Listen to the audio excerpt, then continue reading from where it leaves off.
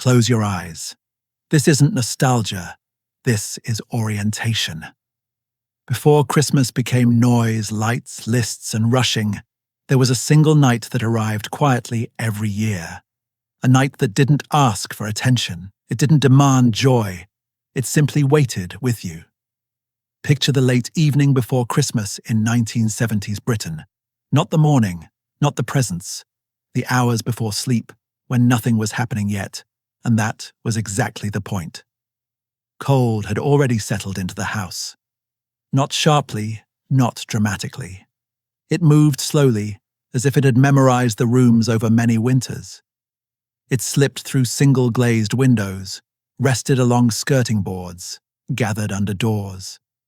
The kind of cold that didn't surprise you. It belonged there. Upstairs, bedrooms were chilled through.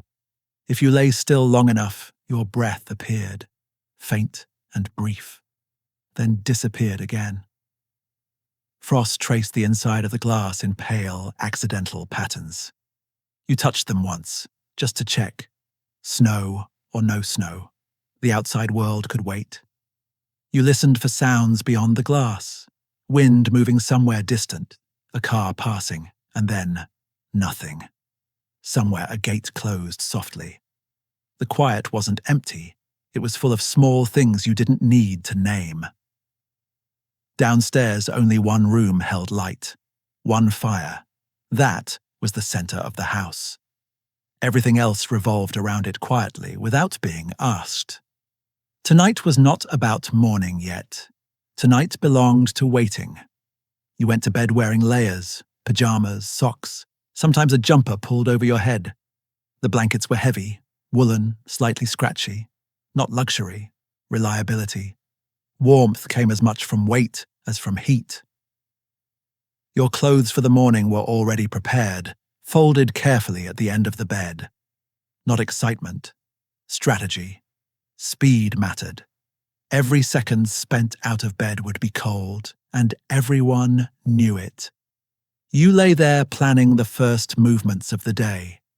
Feet straight into slippers, jumper on before standing. No hesitation, no wasted seconds. These were small calculations learned early, passed down without being spoken. There was no central heating humming through the walls, no constant reassurance. Only stillness, broken now and then by the soft clink of coal settling in the grate below. Your dad moved downstairs with purpose, but without noise, adjusting the fire, coaxing it gently. He checked it once, then again, a habit shaped by winters that did not forgive mistakes. If it went out overnight, the morning would be unforgiving. You listened for familiar sounds, footsteps on the stairs. A switch turned down, the television lowered, then switched off. Adults believed you were asleep. You weren't. You never were on nights like this. Your parents stayed awake longer than you understood then. Not talking much, just being present. Your mum checked things already checked, a list that lived entirely in her head. Your dad rested by the fire, tired in a settled, earned way. Sometimes they spoke quietly, sometimes not at all. Silence didn't mean absence. It meant everything was under control. They moved carefully, as if the house itself was sleeping, as if too much noise might undo something delicate. You didn't analyze it then. You only felt it. Their presence filled the spaces, thickened the walls, made the night feel safer. Only years later would you recognize what they were doing, carrying weight quietly, making something feel effortless by holding it carefully for you. Downstairs, the living room waited. Not tidy, not styled, ready. The tree stood slightly crooked, artificial, brought home many years earlier. Real trees were expensive, messy. This one smelled faintly of dust, old cardboard boxes and Decembers layered together. The decorations didn't match. They never had. Glass ones older than you, plastic ones newer only because they hadn't broken yet. Red beside silver, gold beside green. Nothing coordinated, everything familiar.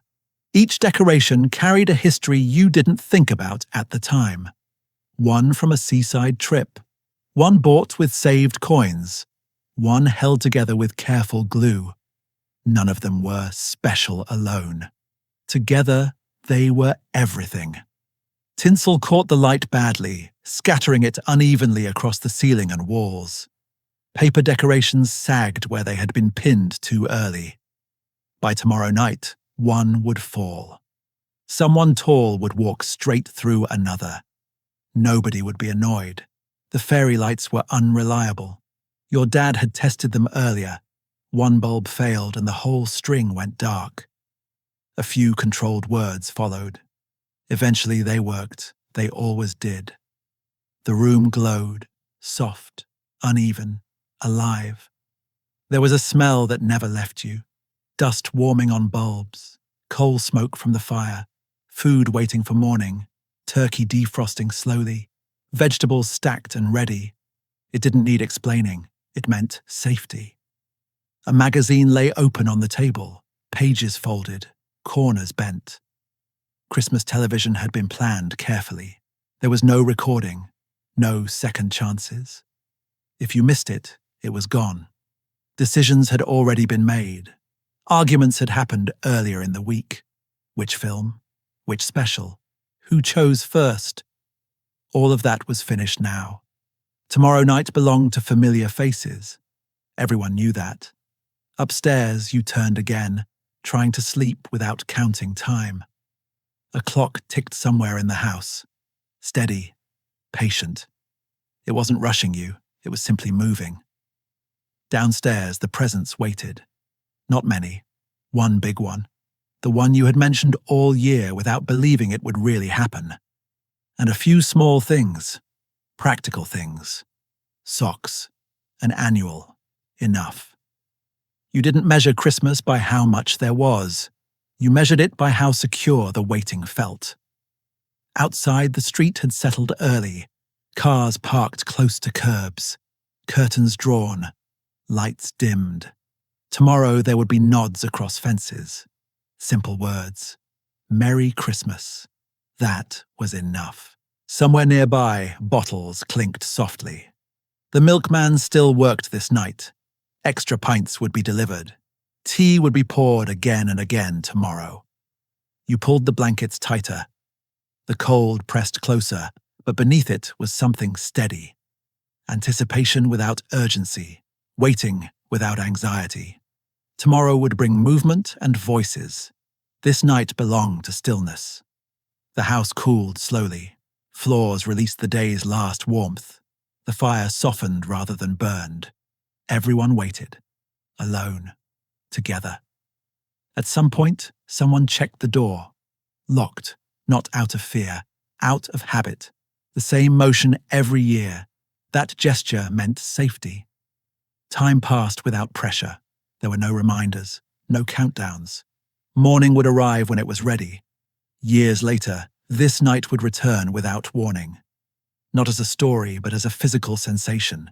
When life felt crowded, when choices felt heavy, when noise pressed too close.